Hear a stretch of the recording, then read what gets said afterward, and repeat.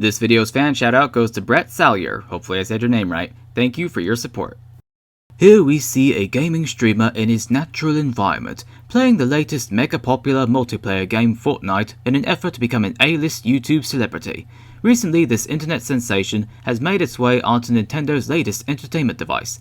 Yes, Nintendo fans, now you can be a YouTube Battle Royale streamer with Fortnite for the Nintendo Switch. So Fortnite, as you probably have heard, is an online multiplayer battle royale game. You start off on this huge map with 99 other players. You have to scavenge for supplies to keep your health high and weapons to use against your opponents. The last player or team standing at the end wins. Basically a wacky, shortened version of the Japanese film Battle Royale and its mediocre sequels. Well, I better check this fan club off the list. Boy, 2018 sure is making this easy. Now, Fortnite on Switch looks and sounds pretty similar to the other versions. It's got the kind of cartoony, cel-shaded art style, decent lighting, bright colors, and well-animated characters of the other versions. As for the sound, there isn't much music when you're actually playing, but there is good music before and after a match, along with great sound effects, but not much voice acting.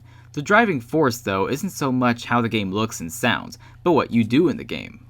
The main modes are solo, duo, and squad, with Epic Games every so often adding special modes like 50 vs 50 or snipers only. Apart from those modes that restrict the weapon types all players can use, which admittedly does spice things up a bit, the other modes only decide how many teammates you have. The rest of the game still plays the same. After parachuting out of a bus, you glide down to a neighborhood or campsite or whatever and start scavenging. Scavenging the massive map for supplies is what you'll spend most of the time doing. This means weapons, health, shield potions, and building material. These things all work together in combat. The colors of the weapons denote how strong they are, and you have to manage your 6-slot inventory to have the right combination of items to be prepared for battle. The inventory doesn't count your building supplies though. At any time you can build walls, stairs, floors, and rooftops to give yourself and your teammates cover or reach a high area. It's an interesting concept for exploration and combat that's simple enough to use.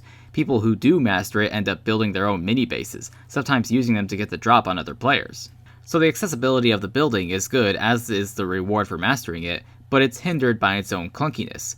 Going back to accessibility though, that's really the game's best aspect. It's a free-to-play game with microtransactions that are only for cosmetic items, the game controls well, at least in combat, and any weapons can be found on the map regardless of your experience level. So it doesn't feel like higher players have an advantage of starting the game with better weapons. There's also crossplay, so you can play with your friends who own Xbox or PC versions, just not your friends who own the PS4 versions.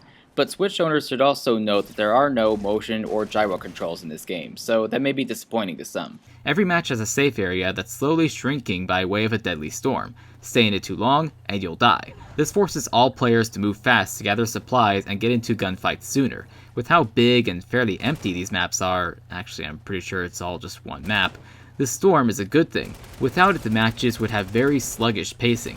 100 players in one match is very impressive, but it doesn't crowd a map this big as much as you might think. This makes it somewhat ironic that another problem this game has is its inconsistent pacing. I found myself gathering supplies, running to stay inside the shrinking safe zone, and waiting for someone to shoot. This isn't so much a problem in solo mode, as truly fighting on your own, wondering where everyone else is, can feel pretty suspenseful. Unless you face the other side of the pacing, which is getting killed within the first few seconds. Such a thing isn't a problem in arena shooters where you just spawn afterwards and get back into the fight. But here you can land in an area, start searching for guns, only to get killed by someone lucky enough to find guns and you before you found anything good, thus forcing you back to the game lobby to look for a new match. This happened to me in solo, duo, and squad mode.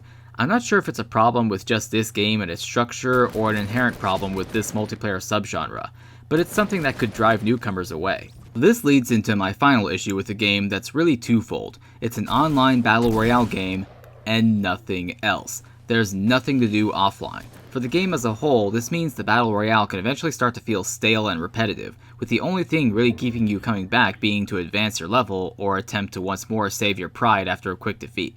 And on the Switch, a console you can take with you, an online-only game pretty much makes it unplayable if you're somewhere without a strong Wi-Fi signal. Don't expect an offline single-player mode to be included anytime soon either. The developers already dropped the infamous "no plans" line.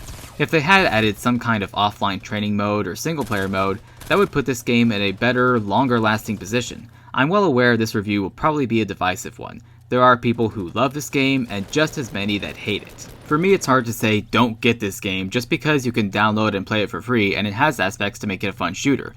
But again, there's nothing more to it outside of Battle Royale. With other Battle Royale games on the horizon, including the awesome looking Crazy Justice coming out soon, Fortnite's popularity probably won't last. I could see why there are plenty of players out there who absolutely love this game. I just wasn't one of them.